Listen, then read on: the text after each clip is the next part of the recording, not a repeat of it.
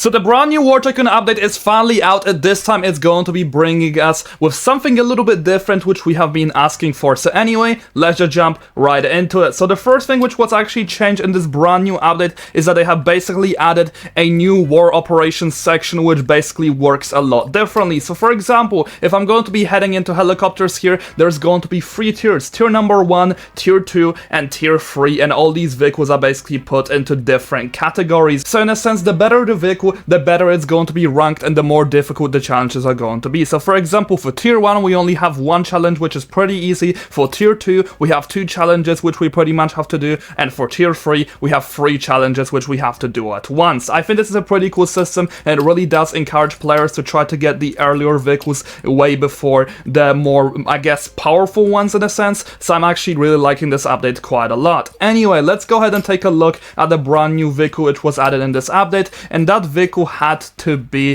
the Dessault Rafale. This vehicle will be having a 30mm cannon, 4 multi-row missiles, 2 anti-ship missiles, and 2 bombs. It's going to be an agile multi-row French fighter jet. Honestly, man, I was excited for this thing to be released. It's going to be having 290 speed and 800 health, so these are actually somewhat average stats. However, what isn't average here is how much armament this vehicle actually has. Anyway, in terms of the challenge, you guys are gonna have to find it in the 2nd tier, and the challenges for it is going to be destroying 20 enemy boats using any plane and destroying 60 enemy air vehicles using any plane. In order to unlock now for this vehicle, you guys will have to pay exactly 900 Robux, which is actually quite a lot, to be honest. But anyway, for the sake of today's video, I'm going to be doing just that.